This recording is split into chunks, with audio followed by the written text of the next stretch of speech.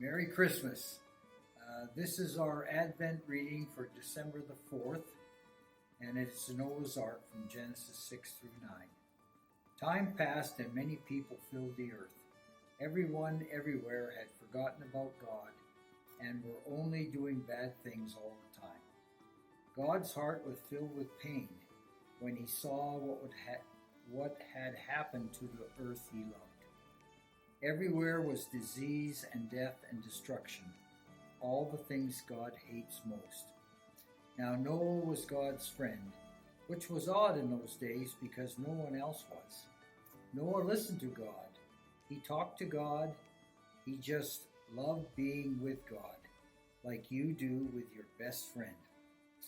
Noah, God said, things have gone wrong. People have filled my world with hate instead of love. They are destroying themselves and each other, and my world, I must stop them. First we'll build an ark. Do you know how to build an ark? Neither did Noah. Luckily, God knew, and he would show him. A storm is coming, God told Noah, but I will rescue you, I promise. I'll send the animals to you, ones that creep and crawl and slither and slime and gallop and hop and bound and climb. And don't forget to pack everyone's food.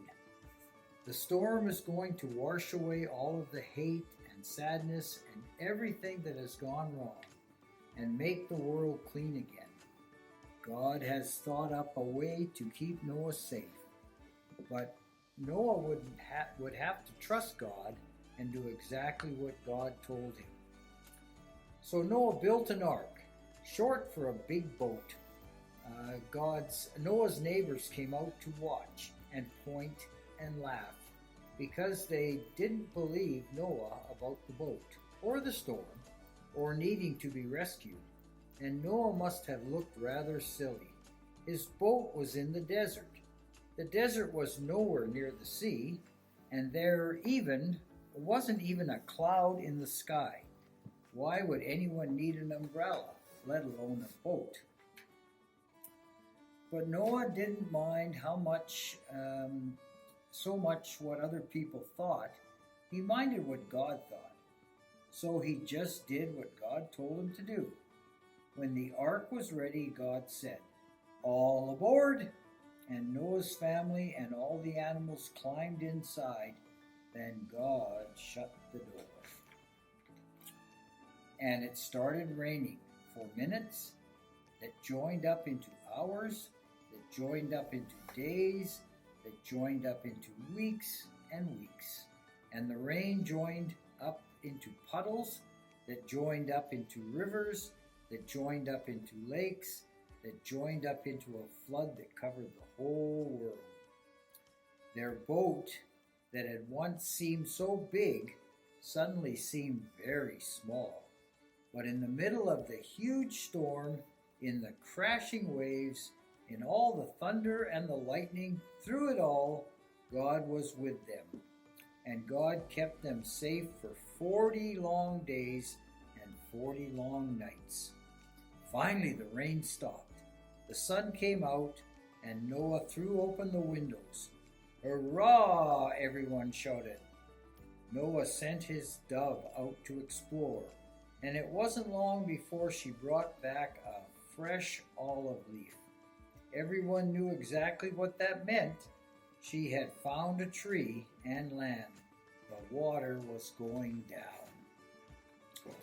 At last the boat landed quite suddenly on top of a great mountain. As soon as it was safe, God said, "Out you come." And so they did, everyone skipping and dancing onto dry land. The first thing Noah did was to thank God for rescuing them just as he had promised. And the first thing God did was make another promise. "I won't ever destroy the world again." And like a warrior who puts away his bow and arrow at the end of a great battle, God said, "See, I have hung up my bow in the clouds."